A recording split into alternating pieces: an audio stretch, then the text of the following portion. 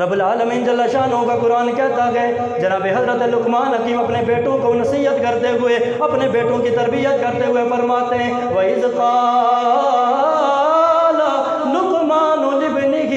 وَهُوَ يَعِظُهُ لَا تُشْرِكْ بِاللَّهِ إِنَّ الشِّرْكَ لَظُلْمٌ عَظِيمٌ۔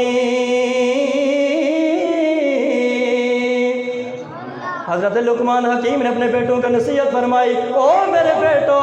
کبھی بھی ساری زندگی اللہ کی ذات کے ساتھ، اللہ کی صفات کے ساتھ کسی کو شریک نہیں ٹھہرانا ہے۔ اللہ کی ذات کے ساتھ شرک نہیں کرنا ہے، اللہ کی ذات میں صفات میں کسی کو شریک نہیں ٹھہرانا ہے، کیونکہ یہ شرک بہت بڑا گناہ ہے، بہت بڑا ظلم ہے۔ پھر حضرت لقمان حکیم دوسری نصیحت کرتے ہوئے اپنے بیٹوں کو فرماتے گئے یا بنیا انہا ان تک مثقال حبۃ من خردل فتکن فی صخرۃ او فی السماوات او فی الارض یأتی بها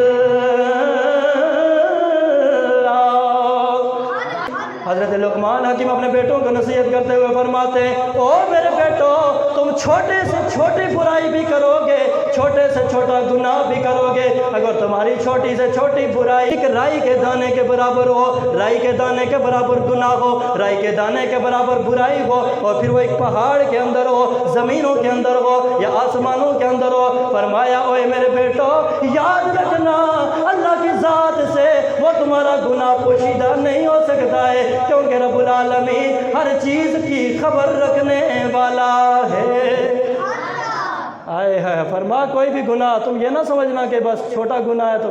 اگنور ہو جائے گا، کوئی بات نہیں ہے ڈیلیٹ ہو جائے گا، کہا نہیں، رب العالمین کوئی دیکھے نہ دیکھے، کسی کو پتہ ہو نہ ہو، رب العالمین ہر چیز کی خبر رکھنے والا ہے۔ قیامت کے دن رب العالمین سارے نامہ اعمال کو اکٹھا کر کے تمہارے سامنے پیش کرے گا کہ یہ تمہاری نیکیاں ہیں، یہ تمہارے گناہ، اس لیے گناہوں سے اپنے آپ کو بچانا ہے۔ تیسری نصیحت سنو، جناب حضرت لقمان حکیم اپنے بیٹوں کو نصیحت فرماتے ہیں یا بنیا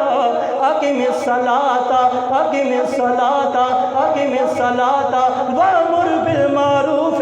وانہ عن المنکر واصبر علی ما اصابک ان ذلک من عزم الامور۔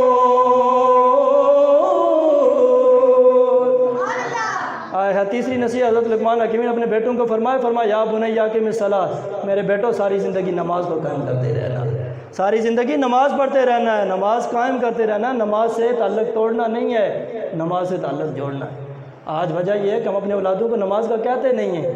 کیوں نہیں کہتے کہ ہم خود نہیں پڑھتے، اور جب خود ہم نہیں پڑھیں گے تو اولادیں نہیں پڑھیں گی، چونکہ اولاد کے لیے والدین نمونہ ہوتے ہیں، اولاد کے لیے والدین ماڈل ہوتے ہیں،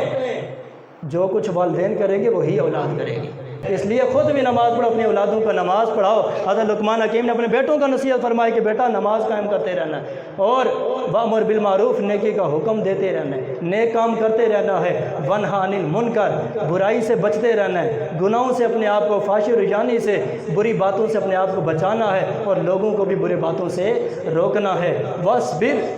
علی ما اصابک، او میرا بیٹا اگر تمہیں کوئی مصیبت ملے، کوئی پریشانی آ جائے، کوئی دکھ تکلیف، زندگی میں ہزاروں دکھ ہزاروں تکالیف آتی ہیں، فرما واصبر، ہر دکھ ہر پریشانی ہر مصیبت کے اوپر تم نے صبر کرنا ہے، ان ذالک من عزم الامور، فرما یہ ہمت والے کاموں میں سے ہے کہ رب العالمین کسی کو آزمائش کے اندر ڈالے، کسی مصیبت کے اندر مبتلا کرے، بندہ صبر کر جائے، یہ سب سے بڑی ہمت ہے، یہ سب سے بڑی جرت ہے، اور یہ سب سے بڑی بہادری ہے۔ اور پھر فرما ولا تصائر خدک للناس، لوگوں کے لیے اپنی پیشانیوں کے اوپر کاج نہیں لانا ہے، اپنی پیشانیوں کے اوپر بارہ نہیں بجانے ہیں، اپنے ماتھے کے تیور کو لوگوں کو دیکھ کے بدلانا نہیں ہے، تمہارا موڈ آف نہیں ہونا چاہیے،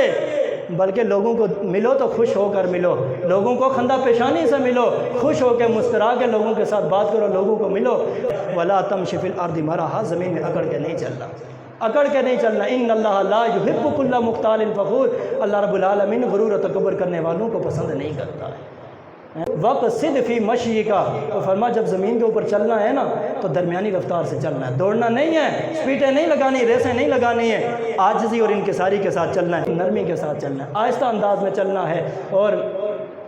جب بات کرنی ہے تو آہستہ انداز میں، دھیمے لہجے میں، یہ نہیں کہ سارا زور لگا کے تم نے بات کرنی ہے، نرم انداز میں، دھیمے لہجے میں، آہستہ آواز کے اندر